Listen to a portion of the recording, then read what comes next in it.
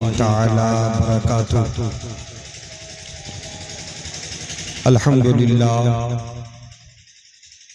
अल्हम्दुलिल्लाहि रब्बिल आलमीन वल आक़िबतु लिल मुत्तक़ीन वस्सलातु वस्सलामु अला सय्यिदिल मुरसलीन व अला आलिहि व अस्हाबिहि व अहले बैतिहि अजमाइन। अम्मा बाद फ़ऊज़ु बिल्लाहि मिनश शैतानिर रजीम। बिस्मिल्लाहिर रहमानिर रहीम। फ़लयज़हबू क़लीलन वलियबकू कसीरा। आमन्तु बिल्लाहि सदक़ल्लाहु मौलानल अज़ीम व बल्लगना रसूलुहुन नबियुल अमीनुल करीम व नहनु अला ज़ालिका लमिनश शाहिदीना वश्शाकिरीन वल्हम्दुलिल्लाहि रब्बिल आलमीन। ऑपरेटर साहब इसको कम कर दीजिए, इसको कम कीजिए। बिरादरान मिल्लत इस्लामिया, मुअज़्ज़ज़ सामईन किराम, प्रोग्राम की शक्ल व शबाहत और सूरत को देखकर ये लग रहा है कि अब इख्तिताम के सरहदों के बहुत करीब पहुंच चुका है। इसलिए कि प्रोग्राम की खूबसूरती के लिए सबसे पहली जिम्मेदारी ये है कि साहिब खाना को खुद ब खुद अप टू डेट रहना चाहिए और उन्हें मुकम्मल तौर से हाजिर रहना चाहिए।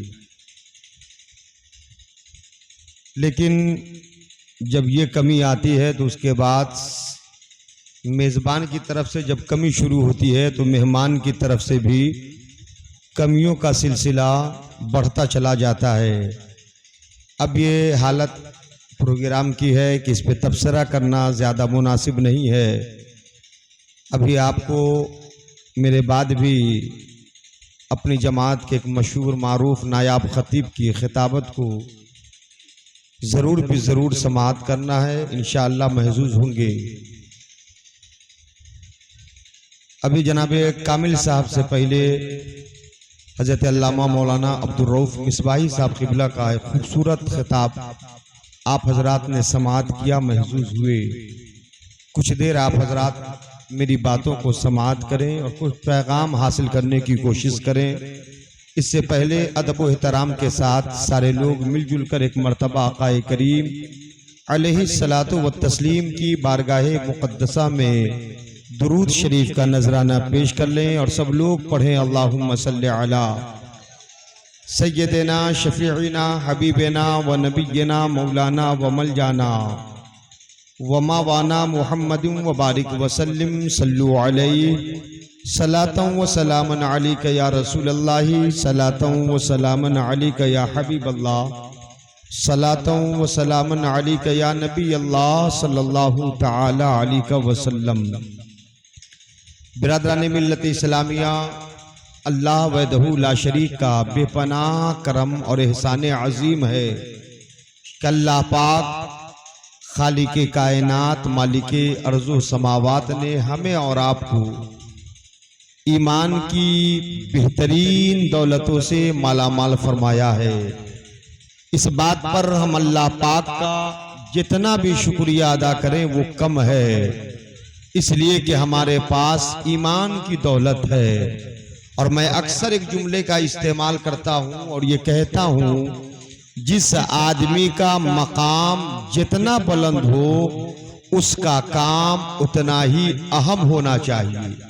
सामाजिक के एतबार से हो, ओहदे के एतबार से हो, एजुकेशन के एतबार से हो, जिस भी एतबार से आप देखिए, आदमी का मेयार जितना बुलंद होता है, कदो कामत जितना ऊंचा होता है, सलाहियत जितनी ज्यादा होती है, एजुकेशन जितना ज्यादा होता है, ओहदा जितना बुलंद होता है, उस आदमी की जिम्मेदारी उतनी ही ज्यादा बढ़ जाती है।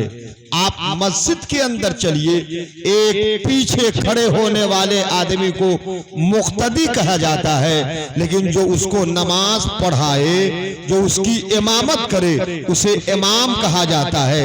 मुक्तदी से ज्यादा जिम्मेदारी इमाम की हुआ करती है। सामाजिक रौ से जब आप आइएगा और गांव का मुहासबा कीजिएगा तो एक आदमी आजाद होता है, एक आदमी जिम्मेदार होता है, लेकिन जो जिम्मेदार होता है उसकी जिम्मेदारी आजाद के एतबार से ज्यादा होती है। आप और अपने कल्चर को जरा सा देखिए, हमारे समाज के अंदर एक जाहिल तबका होता है, एक पढ़ा लिखा तबका होता है, दो तबके हुआ करते हैं। लेकिन आपने देखा होगा जाहिल आजाद हुआ करते हैं, जो पढ़ा लिखा तबका होता है उसकी जिम्मेदारियां कुछ ज्यादा हुआ करती है। मालूम क्या हो गया, यही हमें पता चला, मालूम यही हुआ कि जिसका ओहदा जितना बुलंद हो, जिसका मेयार जितना ऊंचा हो, उसकी जिम्मेदारी उतनी ज्यादा है। यकीनी तौर से अगर हम माल में बहुत नहीं है, जमाल में बहुत आगे नहीं है, कमाल हमारे पास अगर ज्यादा नहीं है, तो मियाँ ये कोई कम नहीं है कि अल्लाह पाक ने अगर माल नहीं दिया है, अल्लाह पाक ने अगर जमाल नहीं अता फरमाया है,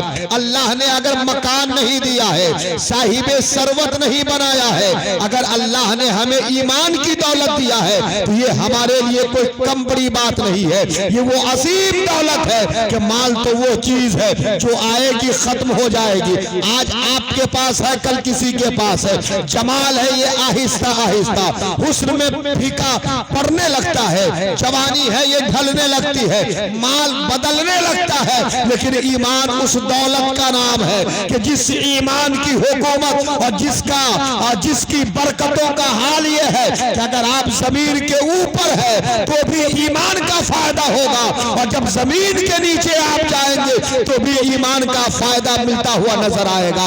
ईमान वो दौलत है कि जो हमें यहाँ भी काम आ रही है, हमें वहां भी काम आ रही है। लेकिन अब जरा आप देखें आज मुसलमानों का हाल क्या है, आज हमारी सोसाइटी क्या है, आज हमारा माहौल क्या है, आज हमारा कल्चर क्या है, आज हमारी हालतें क्या है। तो आपने देखा होगा मुसलमान अपनी जिंदगी को, शब रोज की जिंदगी को, चाहे वो इबादत का मामला हो, चाहे माहौल का मामला हो, चाहे किसी और एतबार का मामला हो, मुसलमान अगर जिंदगी गुजारना चाहता है तो कुरान का सहारा नहीं लेता है, हदीस का सहारा नहीं लेता है, तारीख इस्लाम का सहारा नहीं लेता है, असलाफ की जिंदगी का सहारा नहीं लेता है।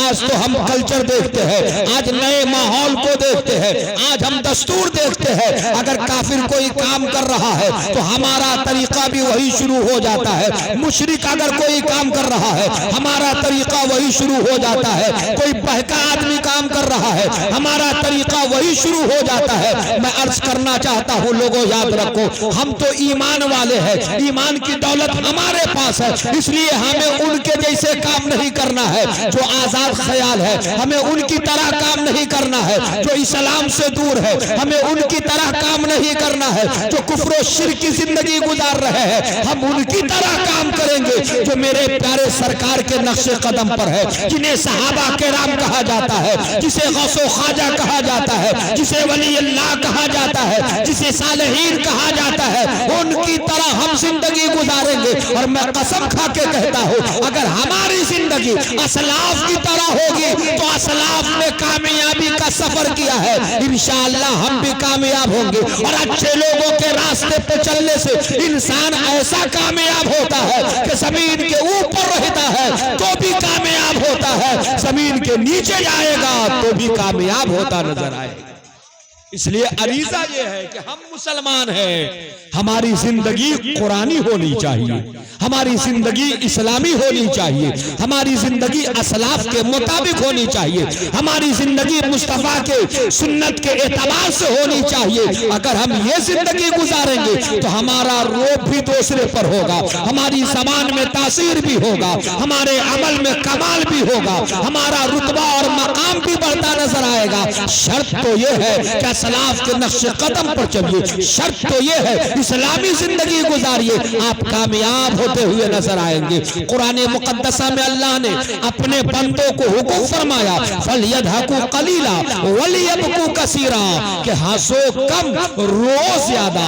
अब इस पैगाम को आप जरा सा देखें। मैं कभी कभी इस आयत को पढ़ने के बाद, आयत के इस टुकड़े को पढ़ने के बाद सोचता हूँ कि अल्लाह ने ये फरमाया है कि हंसो कम रो ज्यादा। यकीनी तौर से आप देहात में सुनते होंगे, समाज के लोग कहते हैं कि ज्यादा हंसी दिल को मुर्दा क्या करती है, ज्यादा हंसने के बाद परेशानी बढ़ा करती है, ज्यादा हंसी अच्छी चीज नहीं है। लेकिन याद रखिए, हम हंसते कब है? जब कोई खुशी मिलती है। हम हंसते कब है? जब हमें दौलत मिलती है। हम हंसते कब है? जब हमें कमाल मिलता है। हम हंसते कब है? जब हमें उरूज मिलता है। हम हंसते कब है? जब हमें बुलंदी मिलती है। लेकिन आप अपनी जिंदगी का मुहासबा करिए। आप चल रहे हैं तो तारीख कहती है आप हंस रहे हैं, आप बैठे हैं तो हंसते नजर आते हैं, आप बिस्तर पे जाते हैं तो हंसते नजर आते हैं। हद तो ये है कि इबादत के करीब आप होते हैं तो आपके चेहरे पे मुस्कुराहट होती है, आप हंसते नजर आते हैं। और आप इतना हंसते हैं कि आपका दिल मुर्दा होता नजर आता है। आप इतना हंसते हैं कि आपका दिल गमज़दा नजर आता है। आप इतना हंसते हैं कि आपका दिल इबादत से खाली नजर आता है। आप इतना हंसते हैं कि आप दीनदारी से अलग होते नजर आते हैं। लेकिन अगर एक आदमी हंसना छोड़ दे और रोने का सिलसिला बनाए तो याद रखे, रोने की वजह से आदमी के अंदर अमाल पैदा होता है, रोने की वजह से आदमी के अंदर कमाल पैदा होता है, रोने की वजह से आदमी के अंदर खौफ पैदा होता है, रोने की वजह से आदमी का रुतबा बढ़ता नजर आता है। इसलिए कि इंसान रोता है तो किसी न किसी गम की वजह से रोता है, कुछ सोच कर रोता है, मुस्तकबिल को देख कर रोता है, माजी के हालात से रोता है। अगर हम माजी के हालात को देखकर या आने वाले जमाने को खौफ समझकर अगर हम रोते हैं तो इंशाअल्लाह माजी का भी काम होगा और जो आने वाला मुस्तकबिल है उसका भी काम होता नजर आएगा। इसलिए तो कुरान ने कहा हंसो कम और रो ज्यादा। आजकल लोग हंसने के लिए क्या करते हैं? एक से कमाल है, मोबाइल हर हाथ में आप देखते होंगे। अगर हंसी नहीं आ रही तो कॉमेडी का सहारा लिया। अगर लोग हंसना चाहते हैं तो देखते हैं कि गांव के किसी मज़ाहिया आदमी को करीब में बैठाया और उसकी गुफ्तगू सुनकर हंस रहे हैं। आप देखते होंगे अगर लोग हंसना चाहते हैं तो किसी पागल और मजनू को करीब बुलाते हैं, तफरीह करके आदमी हंसता हुआ नजर आता है। मियाँ ये हंसकर जिंदगी गुजार रहे हो, आपने सोचा है इस हंसने से फायदा क्या होगा? लेकिन काश आप अगर रोते, इस तरह रोते कि आप अगर माजी को देखते कि जो मेरे वक्त गुजर चुके हैं, उस वक्त में जो हमें काम करना चाहिए उन कामों को मैंने अंजाम नहीं दिया है, ये समझकर आप रोते कि प्यारे सरकार के सहाबी ने इस्लाम के लिए कितनी कुर्बानी दी है, हम इस्लाम के काम नहीं आ पाए, ये समझकर रोते। माहे रमजान गुजरा है, कुरान की तिलावत से हम खाली रहे, ये समझकर आप रोते। इबादत हमें करनी चाहिए, हम इबादत न कर सके, ये समझकर आप रोते। पड़ोसी का हमारे ऊपर हक था, हमने पड़ोसियों के हुकूक को अदा नहीं किया, ये समझकर आप रोते। अल्लाह ने हमारे बाजू में ताकत अता फरमाया था, इस ताकत का फायदा किसी गरीब को नहीं पहुंचा। आप ये समझ कर रोते कि हमारे रिश्तेदार में जो गरीब लोग थे उनका हक मुझे अदा करना चाहिए, मैं उनकी हक तलफी किया है। तो इन वादा से रोने की वजह से, इन मामलात को मलहूज रख के रोने की वजह से आप याद रखें ये भी इबादत में शरीक होता। ख्याल पड़ोसी का करके रोए ये भी इबादत है। नमाज अगर छूट जाए एहसास करके रोए ये भी इबादत है। लेकिन हमारा मसला क्या है? हम चलते हैं हंसते हैं, बैठते हैं हंसते हैं, मुस्कुराहट हमेशा हमारे चेहरे पे अंगड़ाइयां लेती नजर आती है। कुरान हमें मिजाज देता है हंसो कम रो ज्यादा, इसलिए कि हंसने वाला दिल मुर्दा हो जाता है और जो आदमी रोता है उसकी जिंदगी में इनकलाब पैदा होता हुआ नजर आता है।